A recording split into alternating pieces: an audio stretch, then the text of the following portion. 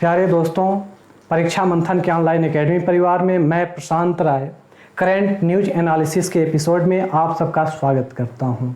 जैसा कि आप सब देख रहे हैं, विश्व प्रेस स्वतंत्रता सूचकांक 2022 जारी किया जा चुका है और यह टॉपिक जो है वह परीक्षा की दृष्टि से बेहद ही महत्वपूर्ण है।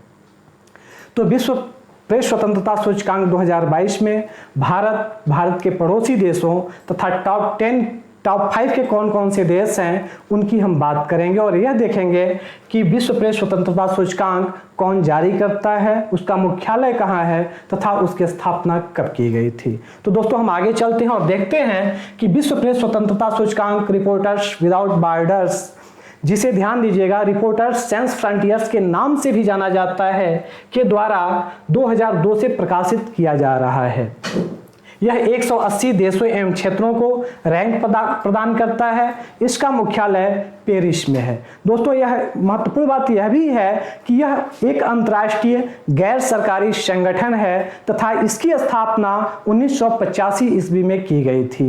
यह संयुक्त राष्ट्र संघ में एक सलाहकार की भूमिका में है। अगर हम इसकी बात करें तो दोस्तों हम देखते हैं कि टॉप 5 कि वे कौन कौन से देश हैं जो विश्व प्रेस स्वतंत्रता सूचकांक में अपना स्थान रखते हैं। तो वे सब के सब यूरोपीय देश हैं। इसमें हम बात करें तो नॉर्वे पहले स्थान पर है। यह नॉर्वे की स्थिति है। अगर विश्व मैप में हम देखें यूरोप के नक्शे में तो यह नॉर्वे की स्थिति है।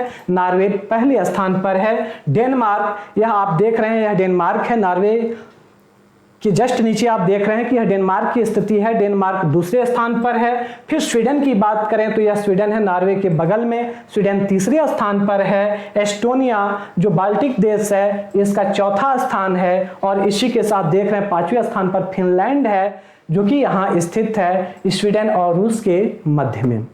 दोस्तों मैं बात करूं यूरोपीय देशों की तो हम देख रहे हैं कि बाल्टिक सागर के आसपास जो देश हैं ये टॉप 5 पर स्थित हैं।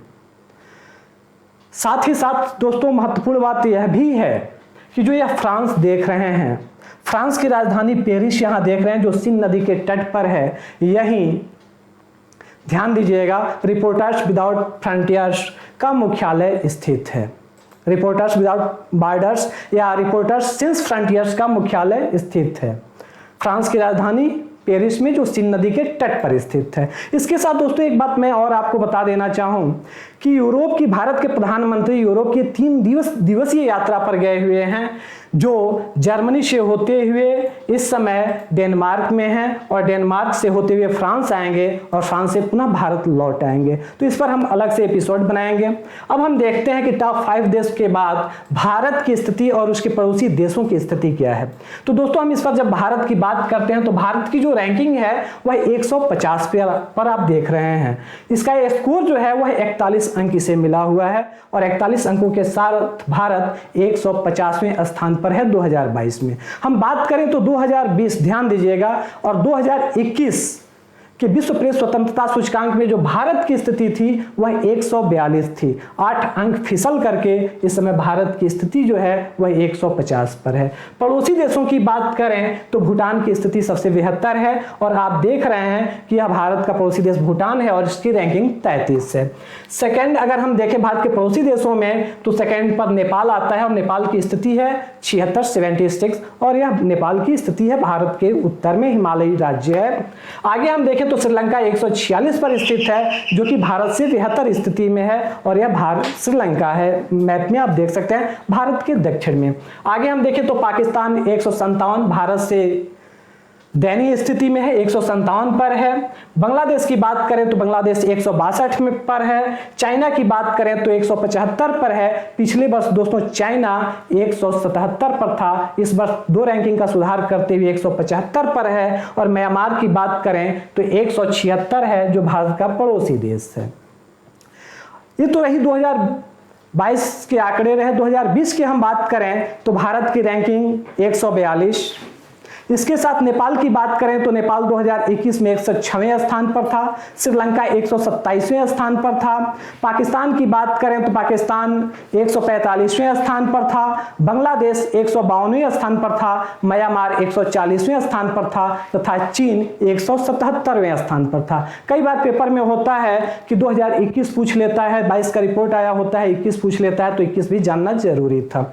इस संबंध में हम आगे बढ़ते हैं और देखते हैं विश्व प्रेस स्वतंत्रता दिवस की हम बात करते हैं तो प्रत्येक वर्ष 3 मई को विश्व प्रेस स्वतंत्रता दिवस मनाया जाता है और इसी की सुबह विश्व प्रेस स्वतंत्रता सूचकांक जारी किया गया है। आगे हम देख रहे हैं कि विश्व प्रेस स्वतंत्रता दिवस मनाने का उद्देश्य क्या है, तो दोस्तों इसका उद्देश्य है प्रेस की स्वतंत्रता के महत्व के बारे में विश्व में जागरूकता को बढ़ावा देना।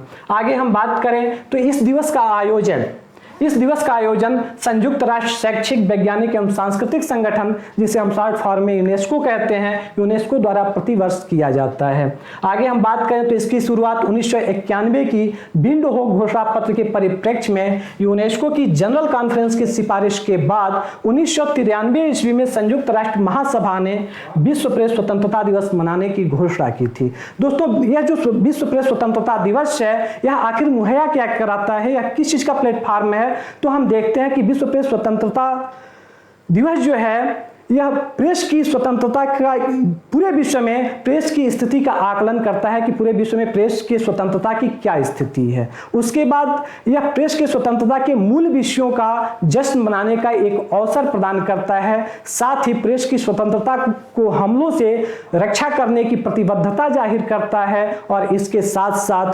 ड्यूटी के दौरान जान गंवाने वाले पत्रकारों को श्रद्धांजलि अर्पित करने का एक बहुत बड़ा यह प्लेटफॉर्म है और यह एक अवसर प्रदान करता है।